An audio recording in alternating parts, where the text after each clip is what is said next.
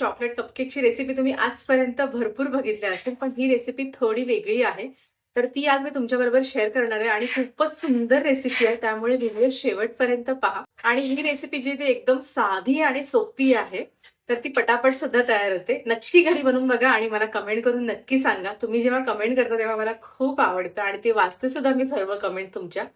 तर चला पटकन रेसिपीला सुरुवात करूया. आता सर्वात पहिले इथे मी घेतलेलं आहे अर्धा कप एवढं कोमट दूध. ह्यामध्ये आपल्याला घालायचं आहे अर्धा चमचा एवढा लिंबाचा रस. तुम्ही ह्या जागी इथे व्हिनेगर सुद्धा वापरू शकता, पण सगळ्यांच्याच घरामध्ये व्हिनेगर नसतं म्हणून मी तुम्हाला इथे लिंबाचा रस वापरून कसं करायचं ते दाखवलंय. आता हे आपण 10 मिनिटाकरता साईडला ठेवून द्यायचे. आता 10 मिनिटानंतर जेव्हा दह्यासारखं मिश्रण होईल तेव्हा एका बाउलमध्ये हे मिश्रण काढून घेऊया. त्यामध्ये घालूया थोडासा व्हॅनिला एसेन्स, त्याचबरोबर 1/4 कप तेल. तेल मी रेग्युलर जे आपण भाजीला वापरतो ना तेच वापरलेलं आहे. ते व्यवस्थित आपल्याला या मिश्रणामध्ये व्यवस्थित मिक्स करून घ्यायचे. आता ह्यावर आपण एक चाळणी ठेवूया. त्यानंतर ह्यामध्ये घालूया मैदा, cocoa powder, baking powder, baking soda आणि मीठ. आता हे सर्व आपल्याला चाळणीने चाळून घ्यायचे. न चाळता अजिबात मिश्रण बॅटरमध्ये घालायचं नाही, नाहीतर मग ना त्यामध्ये जे बारीक बारीक लम्स असतात ते पूर्णपणे राहून जातात आणि त्यामुळे आपला केक बेक व्हायला खूप प्रॉब्लेम होतो. आता हे बॅटर आपल्याला छान असं मस्त स्मूथ होईपर्यंत एकजीव करून घ्यायचे. तर हे बघा अशी आपली बॅटरची कन्सिस्टन्सी असली पाहिजे. आता इथे मी घेतलेला आहे एक छोटासा कप, त्यामध्ये घालते 6 चमचे एवढं गरम पाणी. त्यामध्ये 1 चमचा एवढा कॉफी पावडर. कॉफी पावडर तुम्ही तुमच्या आवडीची घालू शकता. छान मिक्स करून घ्यायची आणि आता ही आपल्याला बॅटरमध्ये घालायचे.